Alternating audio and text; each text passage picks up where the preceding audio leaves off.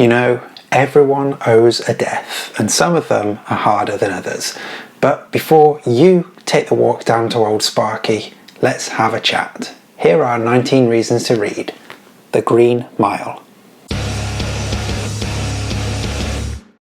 Hi everyone and welcome back to my channel. I'm Dave Musson at Dave Musson on Instagram, and this is the place where I'm going through the works of Stephen King in chronological order and giving you 19 reasons to read each one. If that sounds like something you'd like more of, then do check out my channel. There's also loads more books already been covered and a few specials as well, including my top 10 Stephen King books, which I'll stick up here maybe if you want to check that one out. So in this video we've made it to 1996 and a quite fascinating experiment from Stephen King, The Green Mile, which was originally published in 6 parts in a serialized format across 6 months of 1996. How many times can I say 6 in one sentence? Quite a lot. There's a lot to chat about, so let's start. As has become the norm around here now, any spoilery reasons to read these books I will cluster together at the end and tell you before we get to them, so you can bail if you need to bail. But otherwise, here are 19 reasons to read The Green Mile. So as I've already mentioned, this book was originally published in a serialized format. 6 different parts, each around 100 pages in length, that dropped once a month from March to August in 1996. Now, it was a style of publishing novels that was really popular when Charles Dickens was still churning new stuff out. And it was actually suggested to King as an idea by King's then foreign rights agent. Ever somebody to try something new? King went for it. It was eventually collated into a single volume paperback in 1997 with a tiny little bit of rewriting from King to make it work as one piece, and it eventually got a hardcover publishing in 2000. But if you can get hold of the 6 parts, I definitely recommend reading it that way. It just feels that little bit more special. So having a new format to play with seemed to spark an extra bit of creative life into King, and it really pushed him into doing something with a couple of ideas he'd had knocking around for a while. He did later tell Neil Gaiman in an interview that The Green Mile was struggling for air at points. However, by the time part 1 was published, he'd already written the next 2 and was working on part 4. He was in the zone. That's one of the wild things about this book. He hadn't actually finished it when the first parts were going out there and being read by his fans. Imagine the boldness to do that, and imagine the temptation to read the reviews and try not to be influenced by what people were thinking. In fact, in the original editions of these books, the publishers actually ran a contest at the back of the book, inviting readers to write in with their suggestions as to what might happen next. I'd just love to know if King ended up getting any ideas from those suggestions. Okay, reason 6, and I've still not told you the hook. So this is a prison story. It's set on death row at the Cold Mountain Penitentiary, and the bulk of the story takes place in 1932. Now, our narrator for the story is Paul Edgecombe, who was the boss of death row at that time.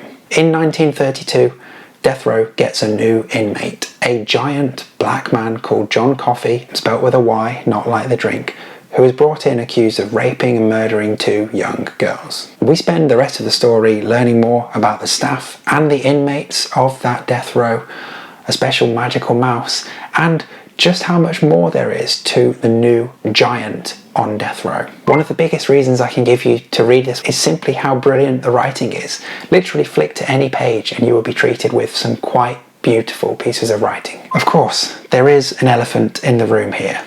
It's John Coffey.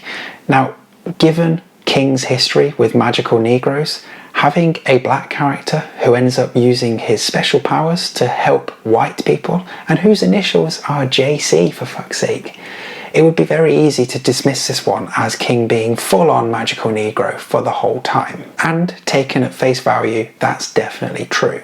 However, there are some arguments out there, which I'll come to in the spoilery section of this, that can be made against John Coffey being a typical King black character. The cast of characters in this one is possibly one of King's best ensembles. He paints them all so vividly and makes them all really likeable, even the prisoners, although with the latter he is very careful to every so often remind you exactly who these people are and why they are behind bars, so you don't get too close to them. One powerful set piece that we see time and time again is naturally an execution, and the way that Paul's crew go about those executions is really something. They're so professional and respectful in how they approach what is quite a horrific event. They even take the rehearsals really seriously. You just can't help but respect the way the staff treat the prisoners when they're on that long walk down to old Sparky, the electric chair that will ultimately end their life. When it comes to bad guys, well, we've got one either side of the bars. On the prisoner side, there's Wild Bill Wharton, an over-the-top, goony type of character who is a nasty piece of shit and provides quite a few moments of comic relief.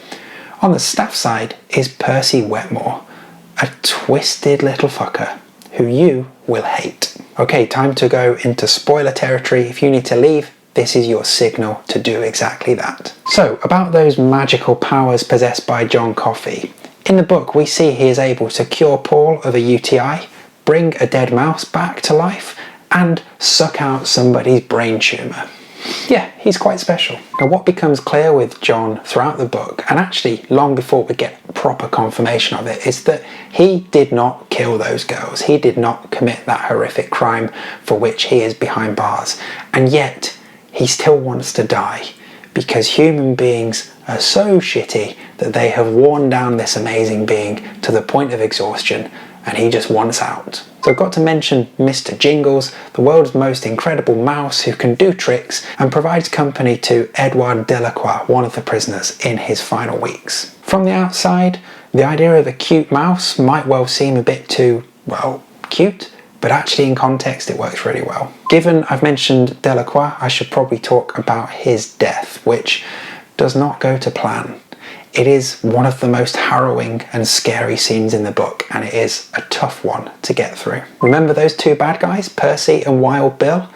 Well, I don't want to spoil too much, even though we are in spoiler territory, but let me just say that the way that both of those two end up leaving death row is very satisfactory. Okay, so back to the point of whether or not John Coffey is a magical Negro.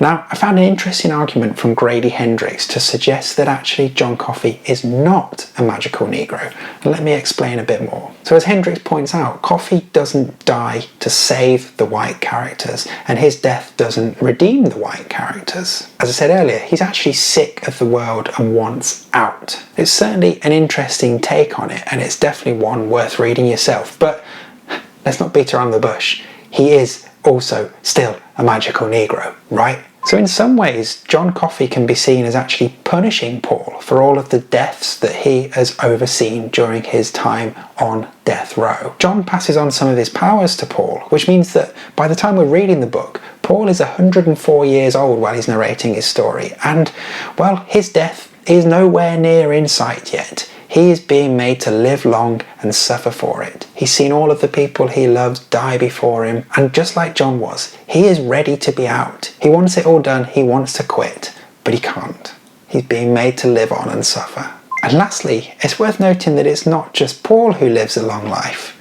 Remember Mr. Jingles? He makes it into his 60s. Wow.